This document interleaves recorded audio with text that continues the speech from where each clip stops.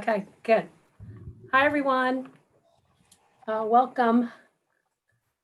Welcome, everyone. Tell us where you're from when you're joining us. We're going to wait a few seconds to get people to gather.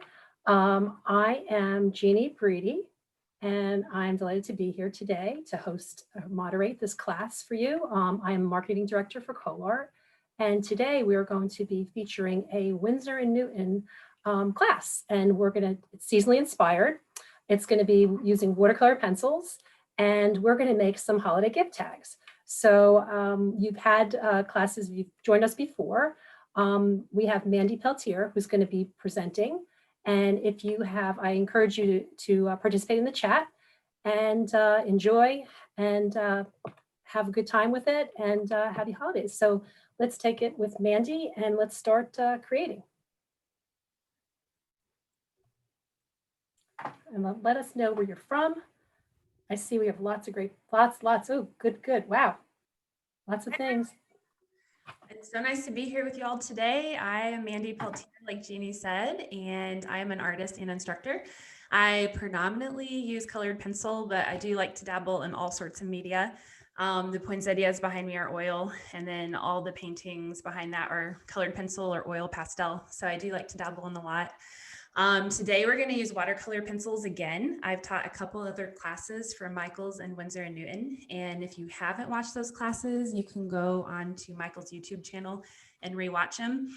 And I would definitely recommend you do that, especially in the first class I did with eucalyptus stems. I kind of go over the basics of watercolor pencils and pencil pressure and strokes and things like that. So I would definitely recommend you watch that if you haven't. So we have a lot to cover in the hour we have together.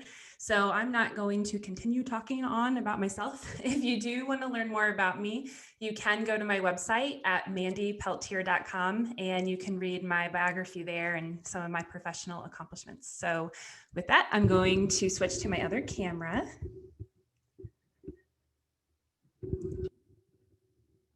All right. And here we have sort of an overhead view of all of the supplies. And I also have the 4 Christmas tags that we're going to create today. We're going to create one at a time. And when you sign up for this class, a supply list was provided so you would know what to bring today and which supplies are optional. So I won't take up our time going through each individual item. I just kind of wanted you to see an overhead view. The most important thing is to have your cold press watercolor paper. I'm using the Winsor & Newton cold press. And I already have them trimmed to 3 inches by 2.5 inches in size. So if you haven't done that, I would do that very quickly. But otherwise, just kind of have your water saucer ready, your pencils, your paintbrushes. And I'm also going to lower my camera today because we are working small so that you can see me a little better. I'm going to lower my camera now. Hopefully you just have a little bit closer vantage point of what I'm going to be doing. All right, so I'm going to sort of move some of these things off to the side. We're going to move in this order: candy cane, then the wreath, then the mistletoe, then the Christmas ornaments. So I'll pull these down when we're working on that particular tag. And with the candy cane design, you might see how it looks kind of fancy the way I have it cut out. Well, the reason why is I use the Michaels Recollections 3.5 inch tag punch to create this particular Christmas tag. So all you really need to do is take like a scrap sheet of your watercolor paper, stick it into the tag as far as it goes, press down really hard, and then it will just punch the tag out for you. And you could do this for all of them, but I like to kind of create each tag a little bit differently so there is some nice variety. So the first thing we want to do with this particular tag is draw the outline of the candy cane. And I am going to use a 2 hard pencil. I believe this supply list has a number 2 pencil. I really like using H pencils for my graphite pencils because the lead is a little bit lighter and it doesn't bleed as much as a B pencil would, and a number 2 pencil would be a softer pencil. So I'm going to use my 2H pencil. I think you can buy as high as 9 or 11. So I would add those to your arsenal if you see them at an art store. So to draw the candy cane, you can just eyeball it and just draw it as you see it like this. But if you're new to drawing, what you can do, and this is what I'll do for all of you, I'll actually do it on the tag now. What I like to do is I like to just draw the basic shape of the candy cane centered onto the tag. So just in a single straight line. And the shape of this candy cane really is kind of an upside down J, or it sort of looks like a staff. So I'm just going to start right here and just curve up and then pull down. And now obviously this is not thick enough to serve as our candy cane, but what this does is it makes sure that it's centered. And then what I'll do is I'll just draw a single continuous line around this center curved line I just drew. And each side I'm going to draw it about 1/16 of an inch on each side of that line I just drew. So I'll show you what I mean.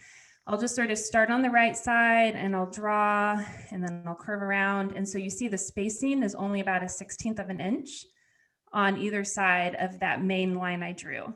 And this just sort of helps guide me and kind of keeps things centered and proportionate. So you can do it either way. You can just eyeball it, or you can do what I did where you draw a main center line and then draw a line all around it. That's about 1/8 of an inch from that center line.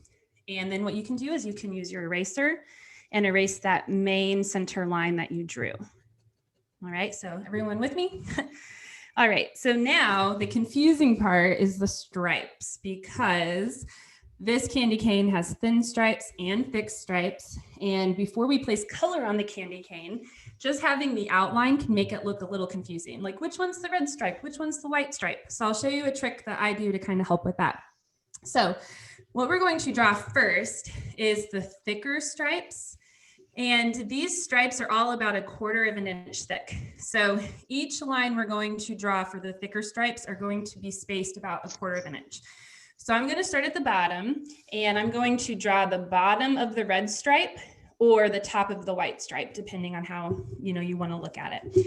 So I'm going to draw my first line, and it's going to be at sort of a slant. I'm not drawing a straight diagonal line. I'm sort of curving it a bit. You can do straight if you want, but I'm kind of curving it just a little, just to give a little bit of shape and form. So whatever you want to do, you can just sort of curve it, or you can just do a straight slanted diagonal. And so I have my first one here, and I'm going to eyeball about 1/4 of an inch up and draw my next one. And then what I'm going to do to help me remember that this is red stripe is I'm going to write an R right in the middle for red. And then that will help me be from getting confused. And then I'm going to go another 1/4 of the inch up and draw sort of another curve and draw. You can't do that. Give what you can give. I'm not about saying, hey, if you can't give this, you can't call. Please.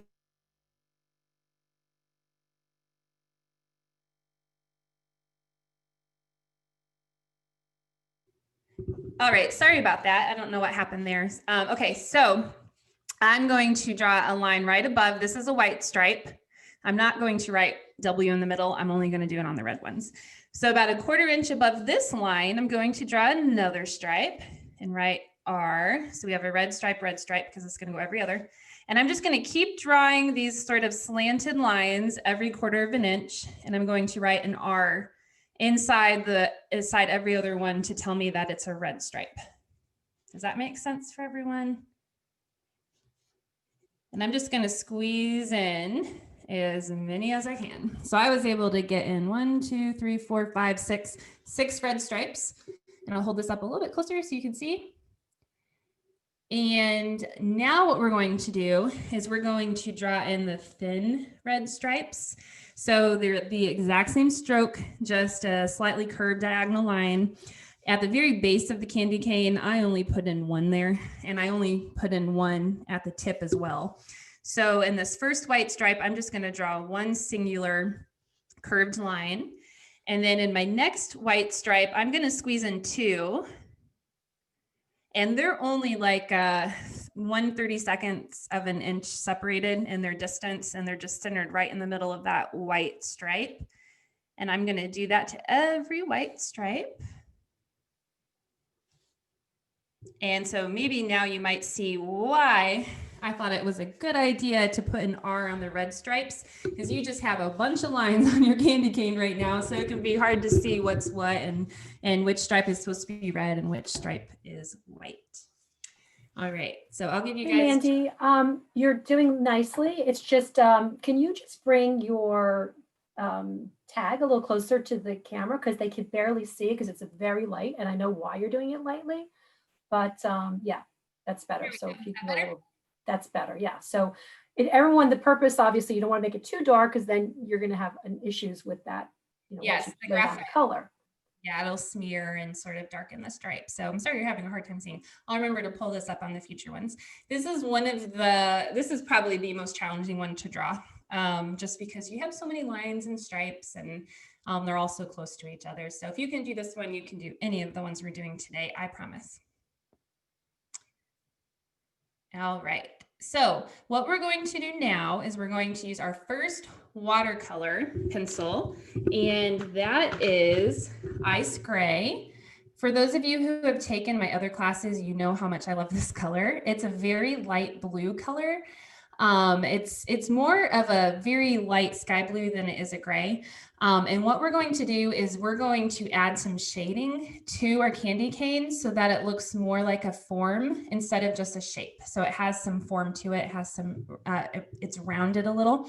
So we're going to apply Ice Gray to all of the white stripes on both the left and right side of all of the white stripes, only the white stripes.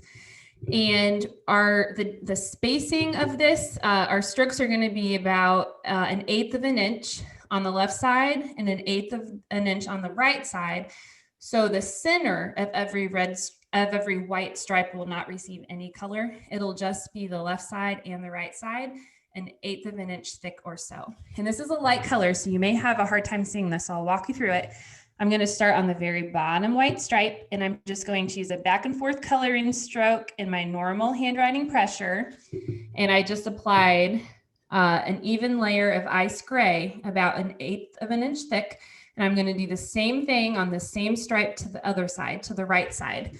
And, you know, I realize it's right side looking at the candy cane. So right side looking at the candy cane.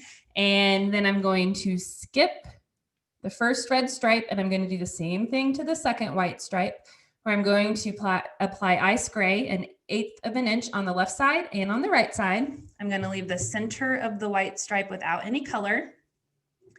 And I'm again using my handwriting pressure and just a back and forth coloring stroke. And I'm going to repeat this to every single white stripe on this candy cane. And this is a very delicate color. It's going to activate into watercolor paint as a very, very light bluish gray. So to every white stripe, 1/8 of an inch on each side, apply this color. And with watercolor pencil, you don't really have to take your time in applying the pigment, as long as you can use a consistent pressure in how you apply your color and you just evenly apply it to the paper. You don't really have to move slowly. You can just, because the reason why is because when we activate the dry pigment and turn it into watercolor paint, the brush will push the pigment down into the tooth of the paper and cover it. So that's a little bit different than colored pencil, where I'd have you all take your time and make sure the point of your pencil evenly gets into the tooth of the paper. With watercolor paper or watercolor pencils, it's not as important because we'll push the pigment into the tooth of the paper when we activate the dry pigment and turn it into paint. All right, so I now have Ice Gray applied on the left and right side of each white stripe, and now we will activate it. So we are going to use our number 2 round brush. I'm using a Cotman round brush today. We're going to use number 2 for 3 out of the 4 tags. We will use the number 4 brush that was on the supply list for the very last tag we'll do today. So if you've watched my other classes, you know that what I like to do is if I'm using a brush for the first time that day and the bristles are dry, I like to sort of just move it around in the water for a few seconds to help the bristles of the brush evenly absorb the water, so that I don't have an issue where some of my bristles are dry and some of my bristles are wet. I want it to be evenly wet. And hey, Mandy, question for you. Thank you for putting the hashtags.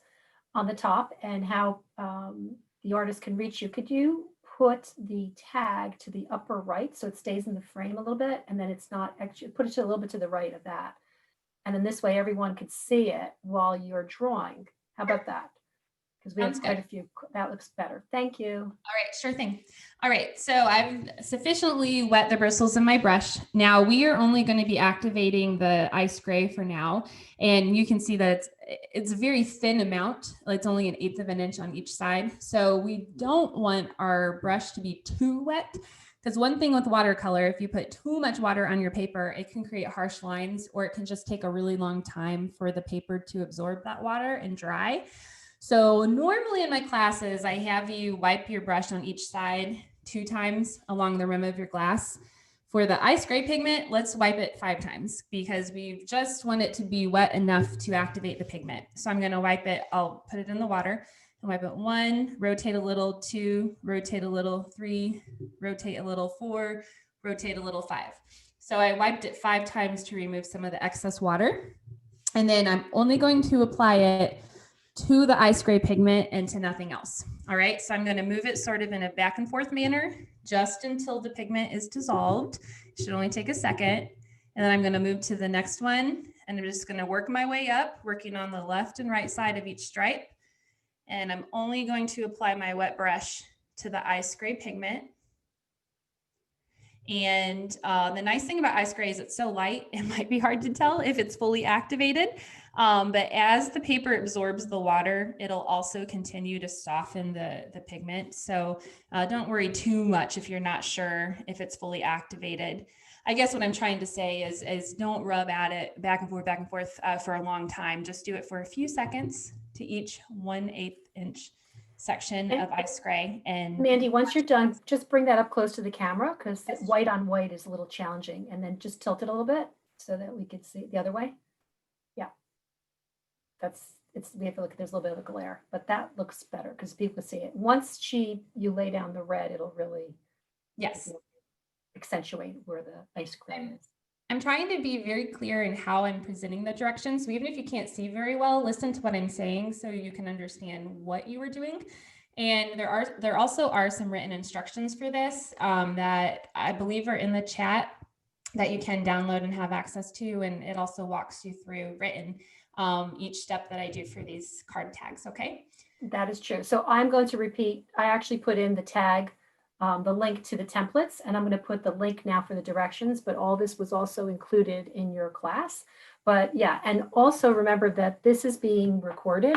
So we're going to keep to the pace and, get through some of these, and you could always go back to them and complete them at your own leisure. Yes, thank you, Jeannie. And that is so important because we do have 4 gift tags to get through today. So unfortunately, if we went at everyone's pace, we'd probably only get through a couple. So just remember that this class will be uploaded tomorrow on Michael's YouTube channel, and you can rewatch and pause as needed to catch up and to keep pace with me. If anything, I don't want you to get frustrated. This is supposed to be fun and relaxing. But if anything, you can just use today to sort of learn the process and what I'm doing, and then rewatch tomorrow and follow along better when you can pause. All right, so what we're going to do now is we're going to add red to our candy cane, and I'm going to use, no surprise, red. That's the name of the pencil. So grab your red pencil, and I should say I always like to start with a sharp point. You guys may have noticed that all my pencils are sharpened. I do like to start with a sharp point. I do rotate my pencil every few strokes to help maintain a sharp point and to help the point of the pencil wear down evenly. And we'll begin by applying red to all of the thicker red stripes. And the reason why is I want to just give the white stripes a little more time to absorb the water from activating the ice gray pigment. So for now, let's just apply red to the thick red stripes, and then we'll go back and apply it to the thin red lines on the white stripes, okay? So to the thick red stripes, let's apply red. I'm just using my normal handwriting pressure and that back and forth stroke that I talked about when we applied the ice gray. And if your paper is wet, because maybe there was a little bit of water on your brush that kind of ran into the red stripes, and you notice that there's a really concentrated, thick amount of paint from applying your red brush over the water, It's totally fine. Watercolor pencils are meant to be used in that way. The core of a watercolor pencil is water soluble. You're not going to damage your pencil. It's not going to damage your candy cane. It's totally fine. And you can see just a little bit right there. It's a little bit thicker there from the water. So it's totally fine if that happens. If you want, you could take a little blow dryer or little heat dryer and dry the ice gray before you apply the red. But I promise you that it does not damage your pencils. Once it dries, it'll be as good as new. All right, so I'm just working my way around using my handwriting pressure and a back and forth stroke. You can also use a circular stroke called a scumbling stroke, and it would likely be the stroke you would use if you were drawing curly hair on a child, if you were a child drawing curly hair. So you can use a circular stroke too, if that helps you kind of stay in the lines and maintain control. But I'm using mostly a back and forth stroke today. All right, we're almost done with our thick red stripes. And then you may guess what we're going to do next. We're going to apply the same color to all of the thin red stripes. I'm going to use what's called a hatching stroke. And that's when you place your pencil on the paper and you pull it in one direction, you lift it, place it on the paper, pull it in one direction, lift it. So basically you're lifting your pencil in between each stroke. So I'm just going to start on the right side of the candy cane and pull down. I'll show you a little bit closer. So I just put it on the right side and I pulled down in one stroke and then I lifted, and then I'm going to do it to the next two thin stripes on the next white stripe. And so I'm just going to go over each thin red stripe one time with my pencil, and I'm just going to do it in one fluid stroke with my pencil, so that the thickness of all of the thin red stripes remain the same. And I am rotating my pencil every few degrees every time I pick up my pencil to kind of help the point of my pencil sort of wear down evenly. Sometimes, when you color, if you are not rotating your pencil, you wear it down on just one side. So to prevent that, you can just rotate your pencil a few degrees every time you lift or pick up your pencil. So I do that when I am performing the hatching stroke. I'll rotate it just a couple degrees. All right, so here's the candy cane with the thin red stripes and the thick red stripes with color applied to them. And we're going to do one more thing, just how I talked about with the ice gray, how we use the ice gray just to add a little bit of form to the candy cane. We're going to add just a little bit more shading to the candy cane by using black. And black is here. Watch out, there's another pencil in your set called Midnight Blue, and I think they look similar. So look for the words, look for black. And we are going to apply black to the inside curve of the candy cane. So if we're looking at the candy cane where it's straight, we're going to be applying it to the entire left side on the red stripes. And if we're looking at the curved part of the candy cane, it would be the right side. So it's this entire inside curve of the candy cane. And black is a very influential color. So I'm going to use slightly lighter than my handwriting pressure so that I don't apply too much black to the candy cane. So to the thin red stripe, this is also going to be just about 1/16 of an inch thick, just like with the ice gray. I'm just going to very carefully just go over the very left side of my thin red stripes. And I'm just going to go about 1/16 of an inch on the left side of my red stripes. All right, so I'm going to apply black to the thin red stripes, the thick red stripes, all along the inside edge, only about 1/16 of an inch thick. And this will just provide a little bit of shading for our candy cane, just to keep it from looking flat. I'm all about the values, and this kind of provides some values to our candy cane. So we have some some light values going on, some middle values, some dark values. It helps a little bit with realism, and we'll just make things look a little bit more proportionate even. All right, so just to the entire inside curve, apply black, and 1/16 of an inch thick to both the thick red stripes and the thin red stripes. And then we're ready to activate all of the red stripes. And we're going to stick with our number 2 brush. I'm going to swish it in the water for just a second to make sure that it's cleaned. And I'm going to wipe it, we'll say 5 times again. 1, 2, 3, 4, 5. And when I'm activating dry pigment that has multiple colors on it, I always work from light color to dark color. So in the case of the red stripes, that means I'm going to work from the section that only has red on it toward the section that has both red and black, because red and black together would be darker than red. And if I were to start with the section that has both black and red on it, I would make the whole stripe dark. So in order to keep the dark side dark and the lighter side light, I'm going to work from light pigment or light color to dark color. So that means for this first thin stripe, I'm going to start, if I'm looking down at my tag, on the right side, and I'm just going to pull my brush to the left side. And for the thin red stripes, I'm only going to do it in 1 stroke. I'm only going to go over each stroke 1 time.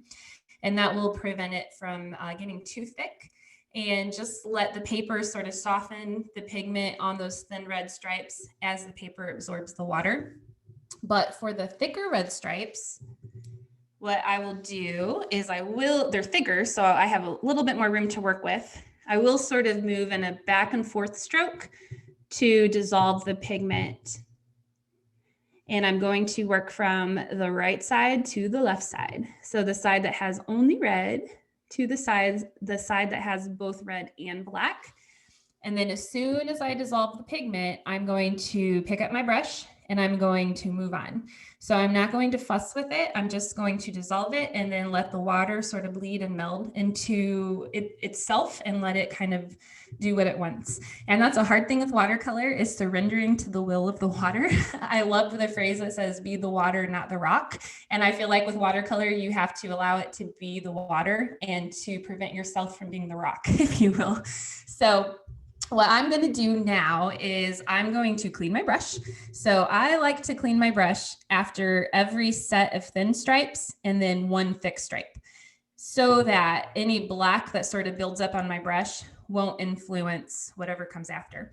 So I'm going to clean my brush, activate these 2 thin stripes and then this thick stripe, clean my brush, activate the next 2 thin stripes and the next thick stripe, clean my brush, and repeat. All right. So now we can all do this together. And Jeannie, if there's any questions, this would be a good time to ask them, because we're just going to spend a moment here activating the pigment. Okay, Mandy, we do. I'm just trying to keep everybody's, let's see. I think that, we're moving it at a little slower pace than I think we had anticipated, because this is probably one of the more complicated tags that Mandy and I discussed early on. But once again, follow along. It's also going to be recorded. There's some other, there's actually 4 altogether that we're going to try to get through today. And, as I said, it's all recorded in 24 to 48 hours. It'll be available on the YouTube channel. And I will post the colors that Mandy's using for each tag. But the documents that we submitted, the template, the instructions are all available as well for you as a reference. So let me know if you need anything else. Otherwise, sit back and enjoy it for now and see what you like. And then on your own leisure time, you could create these lovely tags. All right. Thank you, Jeannie. And we're just about done with this tag. Even if you're not done activating the pigment on these stripes, I'm going to go ahead and move on so we can try and get through these other 3 tags. The second one we're going to do is the quickest one, and it's also my favorite because I just think it's a really fun technique. But I'll show you how to finish this one really quick. On the supply list was a 1/8 inch hole punch. And this is also Michael's brand Recollections. And I really like it because it has this little dot to show you where the hole punch is. So it's easier to center it. A lot of times when I'm using hole punches, I kind of have to draw a dot with my pencil first to make sure I'm putting it in the right spot. but I don't have to do that with this one. And then you can grab twine or ribbon. I have twine here that I got at Michael's, and you can just cut off a few inches and then tie it through your gift tag, just like the example here, and use that to tie it onto your gift. And then if you wanted, you could use one of the fine liner pens for Michael's, and these are Winsor & Newton. And you could just write candy cane at the bottom, or you could write to or from, or you could write sweet or sweet wishes or whatever you want along the bottom. And I oftentimes will use the backside to write who it's to, or to write a little note. And you could let whoever you gift this to know as well that this could be a bookmark when it's all said and done, because it's maybe a little short to be a bookmark, but that way they don't feel like they have to throw it away. It's another purpose that they can use it for. All right, so that is the candy cane. And the next one is this wreath here. And this wreath might look a little complicated, but I promise you it will be surprisingly quick and easy. So what we're going to use to draw the wreath is a milk gallon cap. That was one thing that was on the supply list. If you don't have a milk gallon cap, the circle is about 1.5 inches across. So if you could either just eyeball like 1.5 inch circle, or if you have a circle stencil, you could use that. But I'm going to use my pencil, and I can switch to a number 2 pencil so you all can see better on this one. And I'm going to use my non-dominant hand, and I'm going to press down on the cap pretty hard so it doesn't move.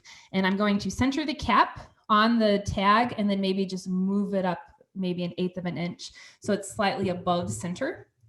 And then I'm going to trace around the milk bottle cap with my pencil to create a perfectly symmetrical circle, just like that. And then we're going to use 2 greens and a blue to start with. We're going to use grass, which you can see is well used. I love this color.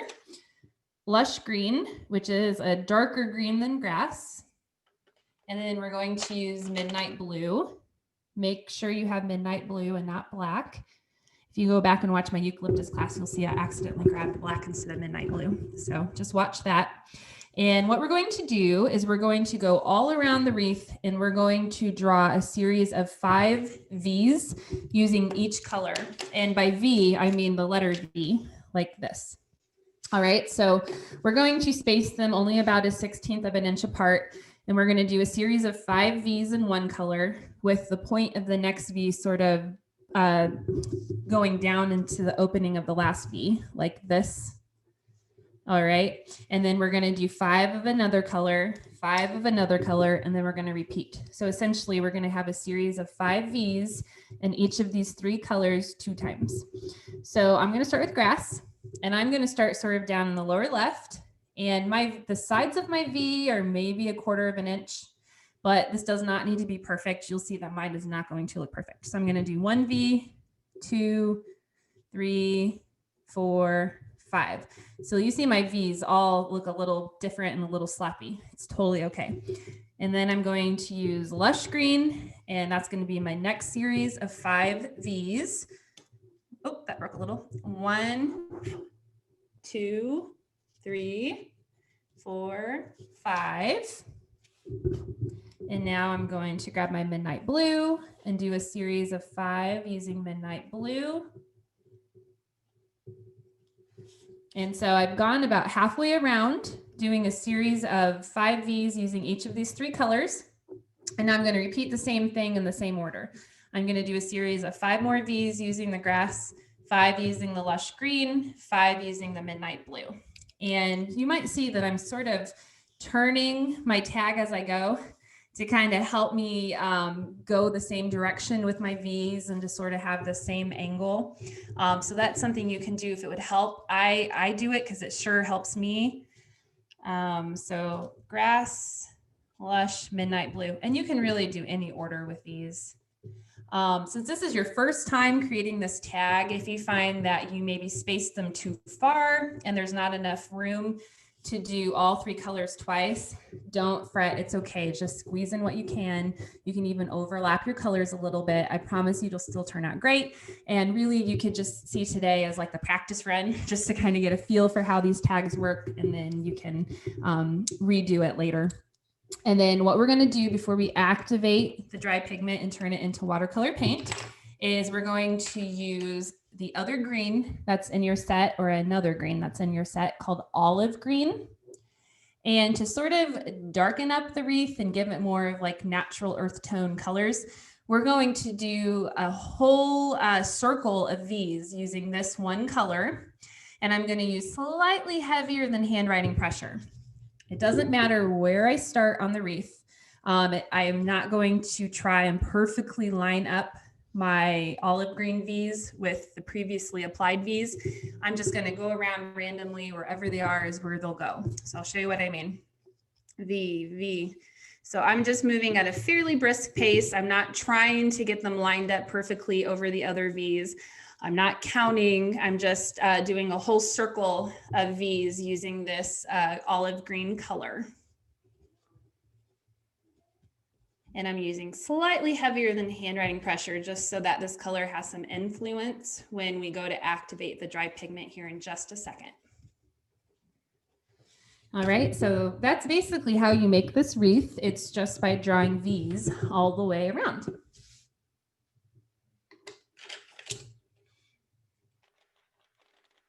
And then when you are ready, I'll show you real quick what we're gonna do here. I have this little example one where I drew the midnight blue. So I'll show you real quick on this little sample sheet of paper what we're gonna do. So pretend that this is the wreath here on my sample sheet of paper.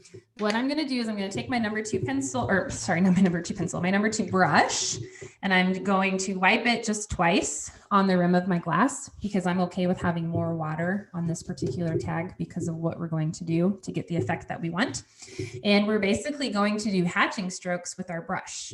We're going to start our hatching strokes by starting right on the center of the wreath where we drew our circle. And we're going to go all the way around our wreath one time, moving our hatching strokes from the middle out to the left. So they're going to, if I were doing with my pencil, it would look like this. All the way around to the left. And then after we do hatching strokes to the left, we're going to go back and we're going to do hatching strokes to the right, to the inside of the wreath. So what it would look like is this. So I'm going to place my brush down. I'm sort of going to flip my fingers or my wrist to kind of help my strokes have a wispy end, like a thin end. So it's a little bit different than if you were drawing a stem where you'd be applying the same consistent pressure throughout. With these, we're going to start a little bit heavier and then we're going to lift as we pull out so that the end is really wispy and thin and looks more like greenery or like a needle. And what's different about this tag as well is we're not trying to fully dissolve the pigment. We're just going to go around and we're going to add wispy thin strokes with our brush. And then we're going to do the same to the right side all the way around. And then you'll see what we do from there. But we want it to still have some texture from all the V's that we drew. So for this particular one, we're not going to try and dissolve all the pigment.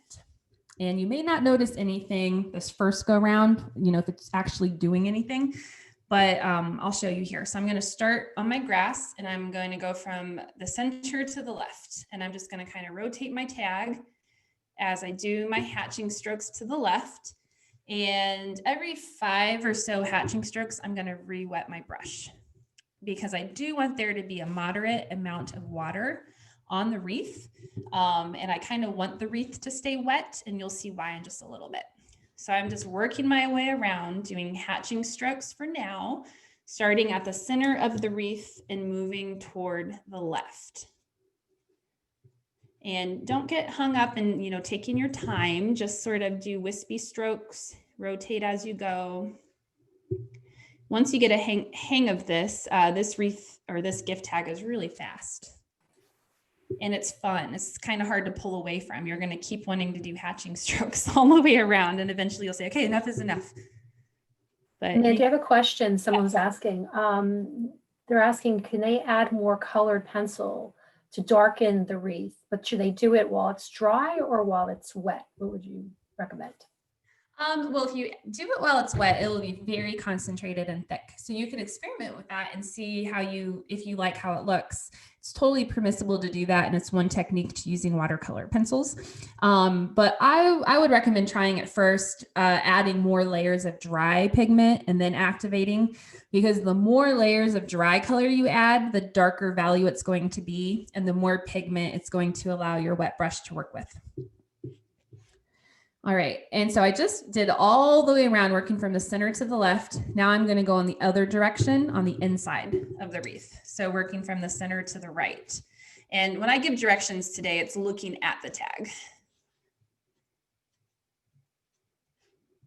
And remember, every 5 strokes or so, add more water to your brush, because we do want there to be some water kind of sitting on the wreath here, and you'll see why in a second. The second pass going on the inside won't take you quite as long because there's less to activate. And then once you've gone around on the left and you've gone around on the right, while it's still wet, what you can do is you can just, with your brush, without even adding more water, you can just play with the wet pigment that's already there, that's already on your gift tag, and just continue to pull and fill in on your wreath. And Mandy, that's coming together nicely. Can you just move the tracing and so that they can see the font? There you go. Sorry about that. No worries. A little exercise paper was getting in the way. I apologize. All right, so I'm just working now both to the left and to the right to just sort of fill in the wreath. And you can make your strokes as long as you want. You can make them as short as you want. I mean, this is yours, but you can kind of, once you go through the third time and you're just sort of pulling from the wet paper, you kind of see how you can do this all day long and just keep going and keep going and keep going. And you could even try doing a couple layers of the series of 5 V's in each color. This one, I just, did the 1 layer of the grass, the lush green, the midnight blue, and then I went all around with the olive green. But you can see how the texture from the V's just adds to the wreath. It doesn't take away from it. So it is important to not try and fully dissolve the V's you drew, but just to use those to pull to create the wispy greenery needles and leaves and such. All right, so let me show you how to finish this gift tag while you still may be working to activate that dry pigment. For this particular tag, I like to have rounded corners. These are just sort of softly rounded corners. But I like this Recollections corner tag punch, because what it's going to do is create almost like a window shape, like a cathedral window. So I'm going to stick my tag and I'm going to make one side flush with one side of the tag and punch down. Now I'm going to move it to the other side of the tag punch and press down. And you'll see that the size of it is perfect, just to create like a perfect curved edge. And I kind of think it makes it look like a wreath on a window, which is pretty. And then if you want, with your black felt tip pen, you can, and just your own cursive writing, write Mary on the bottom. I like to put a period at the end. And then if you want, you could do to or from, or you could save that for the back side. And then of course, use your 1/8 of an inch tag punch to create a hole for your twine or ribbon or whatever you're going to use to tie it on. But that is the wreath tag. All right, so I'm going to go ahead and move on to the third one, and that is the mistletoe. I feel like the mistletoe, the colors of this sort of match what's on here. That was not intentional. All right, so for the mistletoe, we are going to begin by drawing it. So just kind of use the outline as a guide. I'll go ahead and use my number 2 pencil so you can see better. So I'm going to begin by just drawing this branch is slightly curved, almost like the stripes under candy cane. I'm going to start in the upper corner and I'm going to just sort of pull down like that. And then I'm going to draw a teardrop shaped leaf and then a little stem. And I'm going to draw the next teardrop shaped leaf. I'm just sort of going to work around. I might go ahead and do this next long stem here. And there's 2 leaves that go off. So I'm just using my drawing here as a guide. The basic shapes are line, circles, and teardrops. Try to get in 7 leaves because that will be important, and you'll hear why in a second. Even if you don't get in all the berries, try to get in all 7 leaves.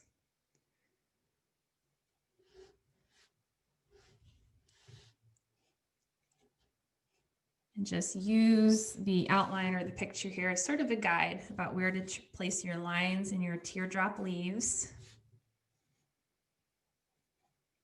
And if you want to put anything underneath, you can go ahead and pencil it in now. With the wreath, I didn't because I wasn't sure how long my wispy lines would be. So I saved Mary for the end. But for mistletoe, the paint that we're going to apply is very constrained to the outline. So it's okay to sort of eyeball or kind of draft in the mistletoe for this particular tag to make sure you like where it's placed and it's centered and all of that. And I won't do the fine liner pen on this one since you understand we're just going to go over it with the fine liner pen. But to begin with this particular project, we're going to use caramel. This is a new color that I haven't used yet in any of my classes with this pencil line. And it's almost like a gold color. It's like a yellowish brown color. It's really pretty. And we're going to apply caramel to the entirety of the stems on the mistletoe. So in the same way that I talked about earlier, I'm just going to go over each section of the stem one time using a hatching stroke. Every time I pick up my pencil, I'm going to rotate it just a couple degrees to kind of help. Hi, Mandy. I'm just going to interrupt because I know you said it's important that there's 7 leaves, but I only count 6. 1, 2, 3, 4, 5. Oh my goodness, Jeannie. Talk about not taking my own advice, right, people? Okay. And I'm waiting. I can't wait to hear why there should be 7 leaves. All right. Well, thank you, Jeannie. You saved me. All right. So I'm going to continue applying caramel to all of the stems here. And because I use such dark colors, so you can see this probably will smear just a little bit, but that's all right. So I'm rotating my pencil every time I pick it up, and I'm just using a hatching stroke, going over each section of the stem one time with caramel.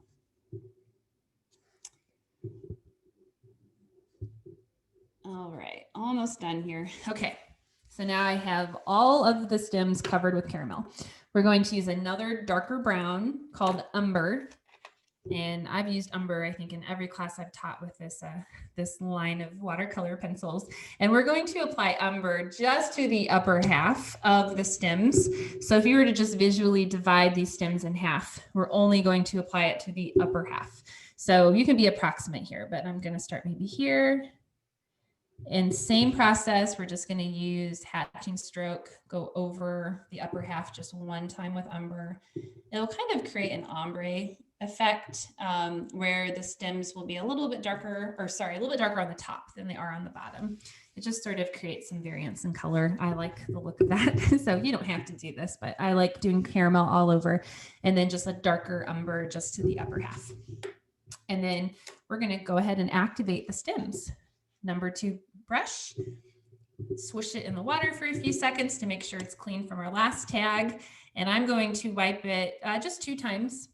And I'm just going to carefully run my wet brush, just the tip of it. I'm not going to fan it out on the paper, just the very tip of it. And I'm going to use very light pressure as I just sort of pull it along the stems. And I'm only going to go over each section of the stem one time with my wet brush. I'm going to let the water soften the pigment as it's absorbed into the paper. I probably sound like a broken record because I know I've said that already a couple times today. And the only time I'm going to re-wet my brush is if I see that the wet brush isn't doing anything to the dry pigment, which you'll likely be able to get through the whole thing without having to re-wet your brush. But if you do need to re-wet it, please do.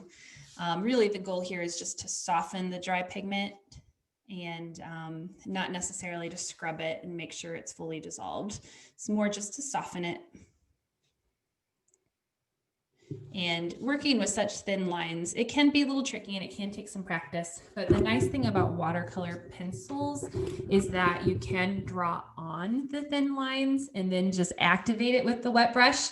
It's a lot harder with watercolor paint to draw or to paint on thin lines. It's a lot easier to draw them on and then just sort of wet them with the wet brush. So that's one nice thing about watercolor pencils. It makes it a little easier to have thin lines because you don't actually have to paint them on, you draw them on. All right, so I'm going to go ahead and move on to the leaves. We're going to use a few different colors for the leaves. We're going to use grass, which we used on the wreath. We're going to use lush green again, which we also used on the wreath.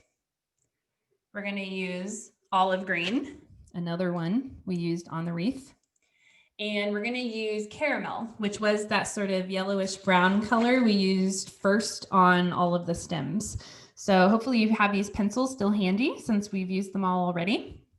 And basically the theory or the technique to these leaves is there's 7 leaves here. There are 6 possible 2-color combinations between these 4 colors. So if you were to write down on a piece of paper every 2-color combination you could use with these 4 pencils, you'd come up with 6 combos, 6 2-color combos.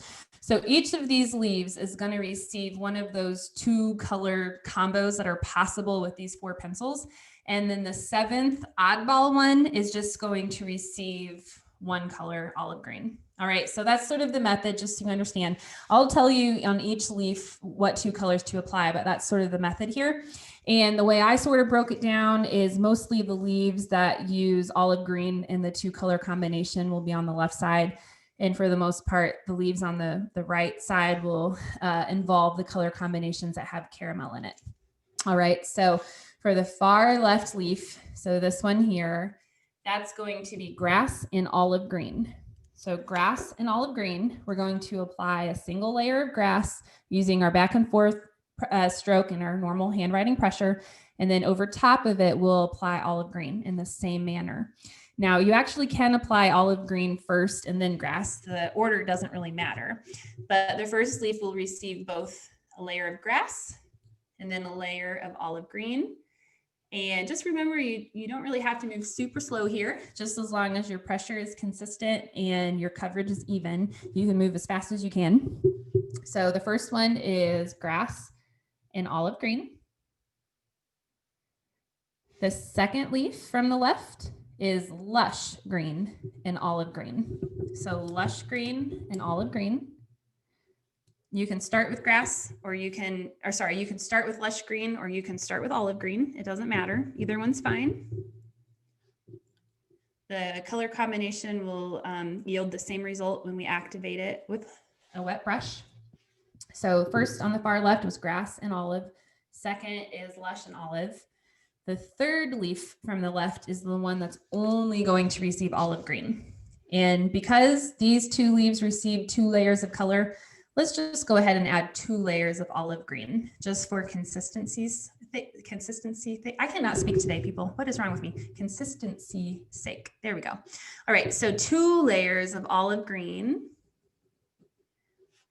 So grass and olive, lush green and olive, only olive green. The 4th one is the last one with olive. It's going to be caramel and olive. Caramel and olive. Each color will be applied once to this leaf. It doesn't matter which one you do first or second. 1 layer of olive, 1 layer of caramel. So we have 1, 2, 3, 4. Leaf 5 is going to be the pretty combination of our lighter greens, our lush and grass. So leaf 5, 1 layer of lush, 1 layer of grass. Any order is fine. Lush can be first or second. Lush and grass. And if you're a little bit lost, just remember we're basically doing every single 2-color combination we can with these 4 pencils, plus one of the leaves will just receive olive green. So we have grass and olive, lush and olive, just olive, caramel and olive, lush green and grass. And then these last 2, can you guess what they are? The first one will get lush and caramel. And then this one will get the last of the 2-color combination that's possible, grass and caramel.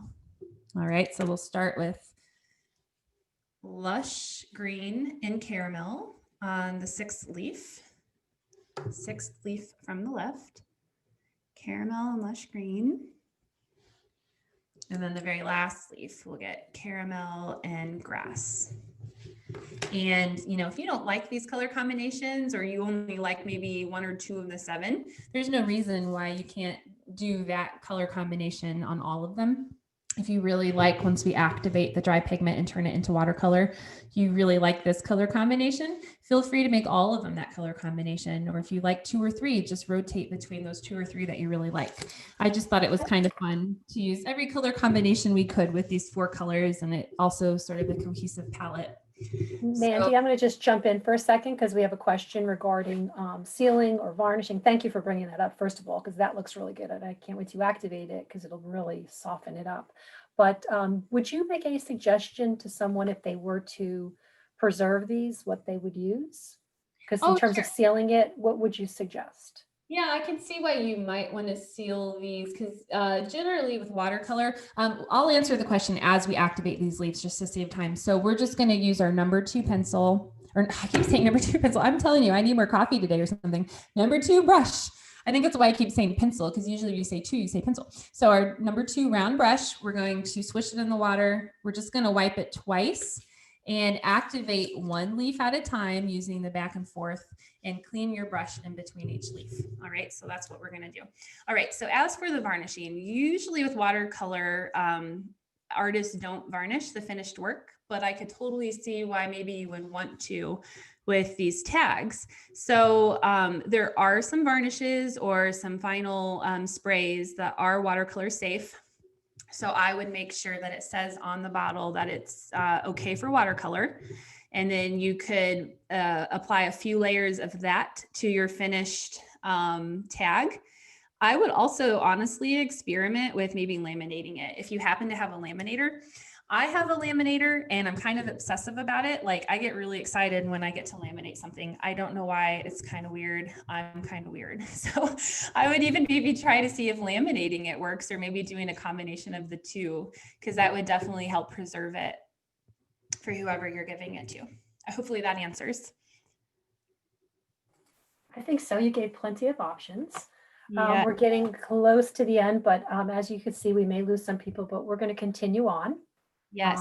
With this mistletoe. And the last gift tag is ornaments, which we can assure you is going to be pretty swift. We'll be able to get through it quickly because it is one of the easier ones that we saved for last. Sorry, Jeannie, for interrupting you there. Yes, the last tag is surprisingly quick because I'm going to teach you a new technique to using watercolor pencils that I haven't taught yet in one of my classes. All right, so I'm going to keep moving on here. Remember, you can rewatch this video tomorrow when it's uploaded and pause as needed. And if you're watching this tomorrow in the future, welcome. We're now going to apply color to all of the berries. We're going to just use a couple colors for the berries. We're going to use rose pink and carmine. And rose pink is going to be applied to the entirety of every berry. Carmine is only going to be applied to the upper curved edge. So I'll show you what I mean. So I'm going to do just a layer of carmine on the berry. And then I'm going to take my carmine and I'm going to go back and forth along the top, just to sort of intensify where the berry meets the stem. So the rose pink to the entirety of the berry, and then carmine just back and forth a few times along the top edge of the berry where it meets the stem. All right, so to every berry, just go ahead. And I usually will do one and then the other, but today I'm doing both at the same time. So I'm applying the rose pink to the entire berry, and then I'm taking my carmine and moving it back and forth along the very top curved edge where it meets the stem.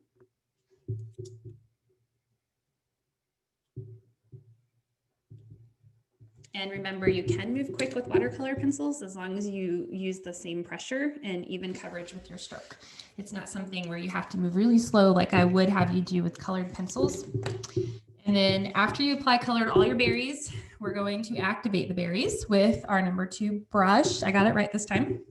I'm going to wipe my brush on the edge of the water saucer 5 times because the berries are super small. I don't want there to be too much water on my paper.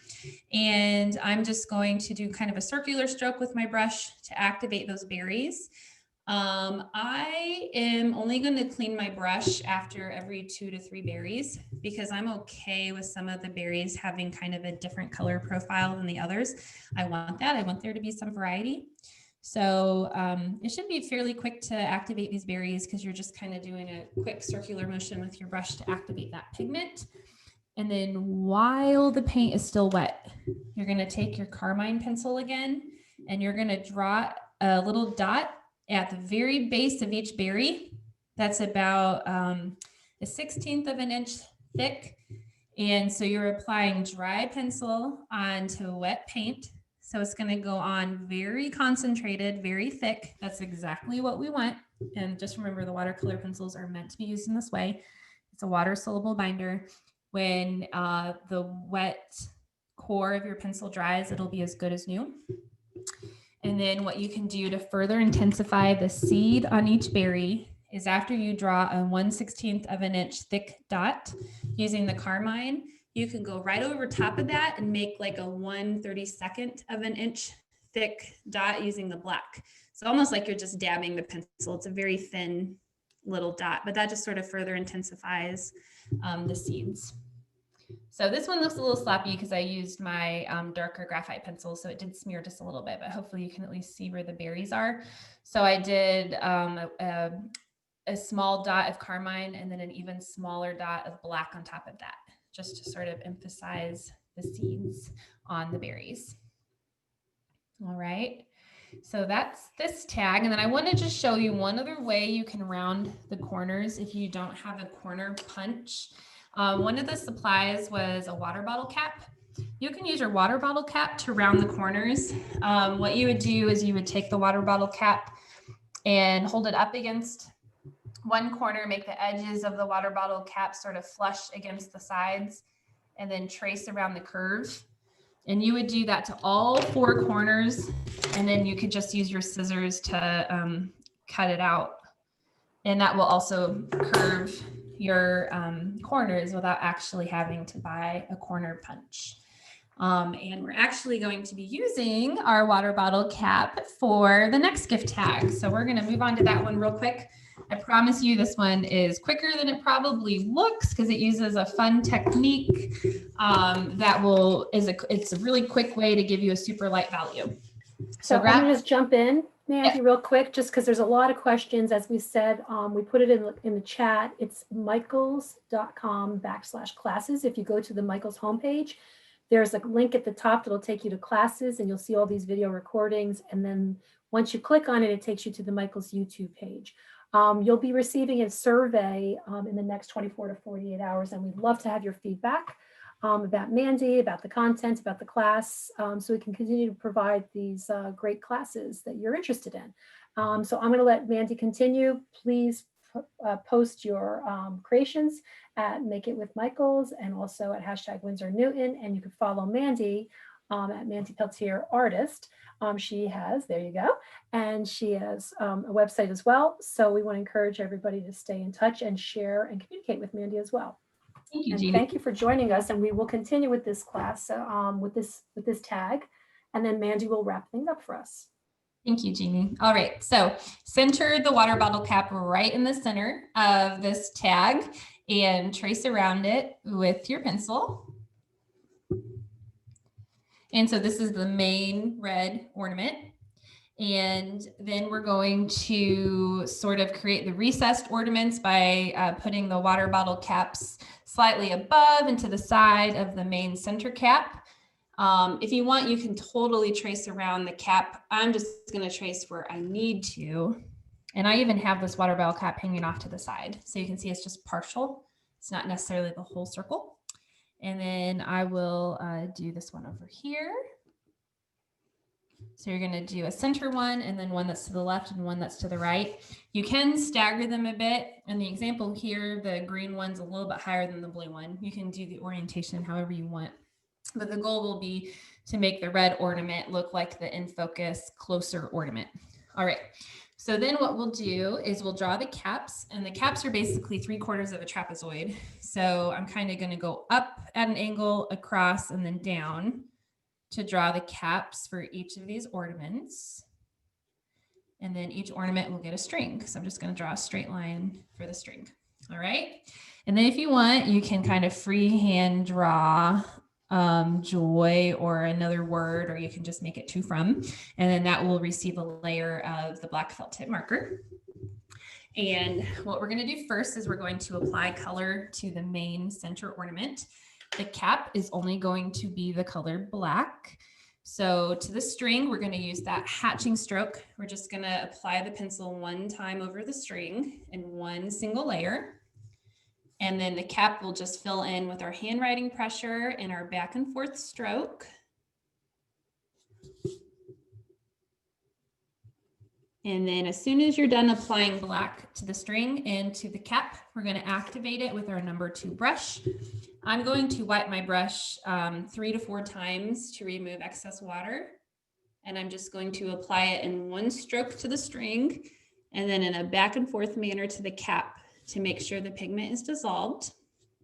So this is a repetitive sort of technique or process as with the other caps. The technique that's new on this one, I'm going to show you on the recessed ornaments. The main red one is just the basic technique we've been using, just a very straightforward technique. So to the main center red ornament, it will receive an even layer of your red pencil, red, and I'm just going to apply using my handwriting pressure in a back and forth stroke, red to the entire ornament.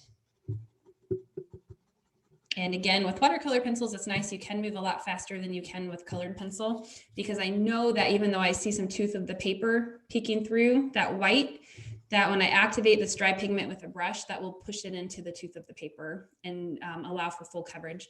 So as long as my stroke is consistent in its distance and its spacing and my pressure is consistent, it'll dissolve just fine.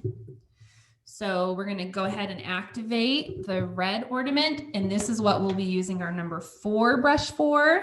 The number 4 brush is slightly larger than the number 2, and will just allow us to activate the pigment a little bit faster.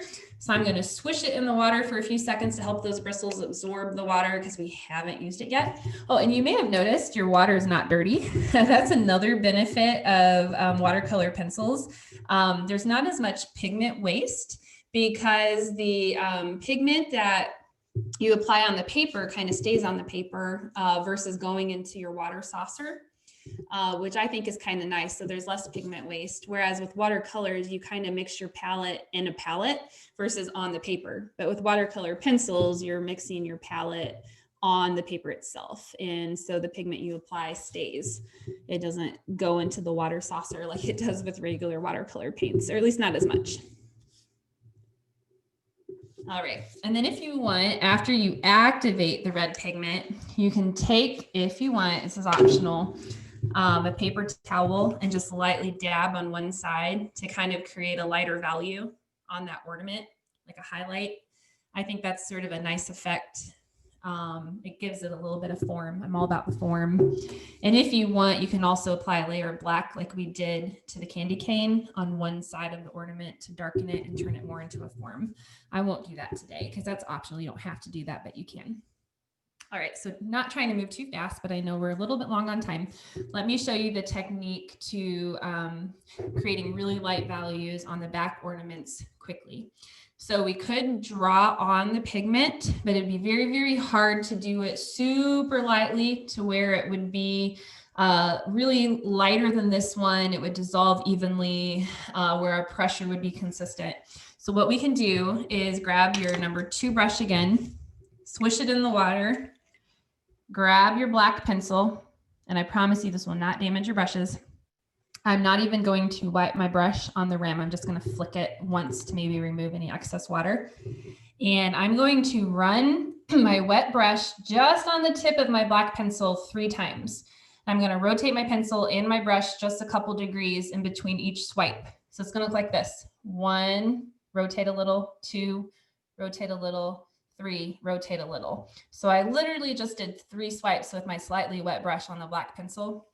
And then what I can do is I can paint on the black, and it goes on so light, the value, and I'm just going to paint it on like a regular watercolor. and it goes on as a very light gray. And it would just be so hard to achieve this light gray color using light pressure with our hands. So just using the tip of our pencil and a wet brush kind of helps us achieve a really light gray value. So you only need to wipe it 3 times with your number 2 pencil on the black brush, or on the black pencil with your brush. And for the green and the blue ornaments, the green ornament is Lush Green. We'll start with that. So Lush Green is our green ornament. We're going to use our number 4 pencil for, or I said pencil, number 4 brush for this. I'm in my head now with that. I keep saying it. All right. So with our number 4 brush, I'm going to swish it in the water. I'm going to flick it instead of wiping it on the rim of the glass, because this is a thicker brush and we have more to activate or to paint on. I'm going to wipe my wet brush on the tip of Lush Green 5 times instead of 3 like I did with the caps. So I'm going to do 1, rotate a little, 2, rotate a little, 3, rotate a little, 4, rotate a little, 5. And then I'm just going to begin by painting it on. And look what a light value that is. Now you should have enough water on your brush to fully apply the green to the recessed green ornament. If you don't, all you have to do is dip the very tip of your brush into the water and keep going, because that won't clean your brush and it will give you a little bit more water to work with to kind of push around the green color. All right. And then to the right ornament, we're going to do the exact same thing, but the color is a new one and we haven't used it yet today, True Blue. So I'll show you the process again. We're going to take our number 4 brush. I'm going to swish it in the water for a couple seconds, flick it just once or twice instead of wiping it. And I'm going to run it along just the tip of my pencil 5 times, rotating both my brush and my pencil just a little bit in between each swipe or wipe. And then I'm going to apply that brush to the recessed right ornament. And I saved this one for last because we applied pigment, or we applied water to the core of the pencil. And so if you try to use these pencils dry right now, they might break the tip. So just wait for the pigment on your brush to dry, or you can even take a paper towel and just wipe it off and it will be good as new. And then to finish this one, I think it's fun to use decorative scissors. And these are also Recollections, Michael's brand decorative scissors. It comes in like a set of 12 different designs. And what I really like to do, you can see it in the example here, I take a pair of the decorative scissors and I cut along the corners to kind of create just a decorative shape. It's a little fun and it's a little different than just rounding the corner or leaving it at an angle. So that's one thing you can do. And then you can just, again, punch a hole at the top, tie twine through it. And I mean, there you have it. So I hope you enjoyed these designs we talked about today. Once you get a hang of it and you have practice with it, each tag should only take you 5 to 10 minutes to create. It will move pretty quick, I promise. I know it's a new technique for you and it's something to learn, but hopefully you downloaded the directions and you can follow along written. I'm going to just switch to my other camera really fast as I say goodbye to you all. I love keeping in touch with my students. I love hearing from you. All the classes I've taught, some of you have been really sweet to write me and even share a picture of your finished project with me, and it like makes my day. And I'm going to be stalking the hashtags, Make It With Michaels and Winsor and Newton. And I would love it if you support me and follow me on Facebook or Instagram. My handle is @MandyPeltierArtist. Again, my website is mandypeltier.com, and there's a contact tab on my website where you can contact me directly from my website as well. I always write people back when they write me, so I'd love to hear from you. And I just cannot thank you enough for being here. I hope you learned some new techniques, and more importantly, I hope you had a lot of fun.